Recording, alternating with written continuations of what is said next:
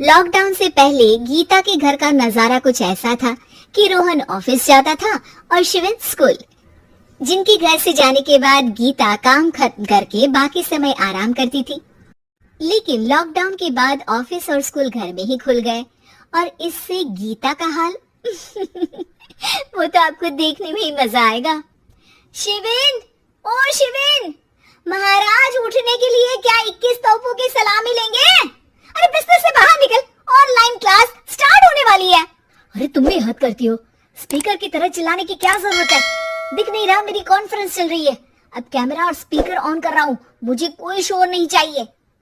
इस पर जैसे ही रोहन लैपटॉप का कैमरा और स्पीकर ऑन करता है तभी कुकर की सीटी बजती है। करा लो अब इसे चुप, लॉकडाउन नहीं हुआ, मेरी मौत का फरमान जारी हो गया। दोनों बाप बेटे ने नाक में दम किया हुआ है। ऐसा बोलकर गीता वहां से शिविन के कमरे में पहुंच जाती है, जहां शिविन अभी भी सो रहा होता है। ओ आलसी, अब अगर 5 मिनट में नहीं उठाना तो आज तेरा गेम और यूट्यूब कैंसिल। माँ की बात सुनकर शिविन बिना 1 मिनट गंवाए उठ खड़ा होता है। उठ गया, अभी नहाकर भी आता हूँ। ये नाटक कहीं और, मुंह पर गीला कपड़ा मार और पढ़ने बैठ। शिविन की ऑनलाइन क्लास स्टार्ट हो जाती है, जिस पर गीता उसे वहां बिठाकर रसोई में चली जाती है। थोड़ी देर में उसे कमरे से कुछ आवाज सुनाई देती है, जिसे सुनकर वो कमरे में वापस आती है। हाय राम, तुझे क्लास अटेंड करने के लिए बोला था, कैमरा ऑफ करके बिस्तर पर नाचने के लिए नहीं बोला था। मम्मी मुझे कुछ समझ नहीं आ रहा, आप बाद में पढ़ा देना ना, वैसे भी अटेंडेंस तो लगी गई है। हाँ हाँ बेटा, जरूर बन जा, तू अभी से हम सबका बाप बन जा। अरे नहीं मतलब कहाँ से लाते हो इतना दिमाग, और पढ़ाई करते हुए ये चला कहाँ जाता है? नाइस क्वेश्चन, दिमाग से पूछकर बता दूंगा। शिविन की बातों से परेशान होकर गीता उसे मारने के लिए जैसे ही आगे बढ़ती है तभी वो कमरे से बाहर भाग जाता है। अब शिविन आगे आगे और गीता हाथ में चप्पल पकड़े उसके पीछे पीछे पूरे घर में दोनों घूम रहे होते हैं। इसी बीच वो रोहन के पास पहुंच जाता है और शिविन को मारने वाली चप्पल रोहन के लैपटॉप पर जाकर गिरती है। ओए माँ! मम्मी, आप पापा को चप्पल मार रही हो? ओ आज तक के रिपोर्टर, चुपचाप जाकर क्लास अटेंड कर ले, नहीं तो अगली तेरे पीछे लगेगी। इस पर शिविन वहां से चला जाता है, जिसके बाद रोहन गीता से कहता है, इस सर्कस के लिए कुछ बोलना चाहोगी? अरे क्या करूं, जब से तुम दोनों घर में रहने लगे हो, घर अपने आप ही सर्कस बन गया है और मैं तुम्हारी नौकर। कभी बेटी को संभालो तो कभी बाप के नखरे उठाओ। इन्हीं सब उथल पुथल में दिन बीतते रहते हैं, जिसमें हर रोज घर के अंदर कुछ नया सियप्पा खड़ा मिलता है, जो ज्यादातर शिविन और रोहन की ऑनलाइन स्कूल और ऑफिस से रिलेटेड ही होता है। एक सुबह, शिविन चल उठ, आज की क्लास जल्दी है। कैमरा ऑफ करके आप अटेंड कर लो। अरे ऐसे छित्तर पड़ेंगे, दादी नानी सब एक साथ याद आ जाएंगी।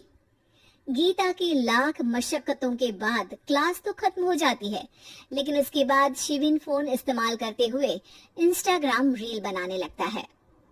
रसोड़े में कौन था? तुम थी, मैं थी, कौन था?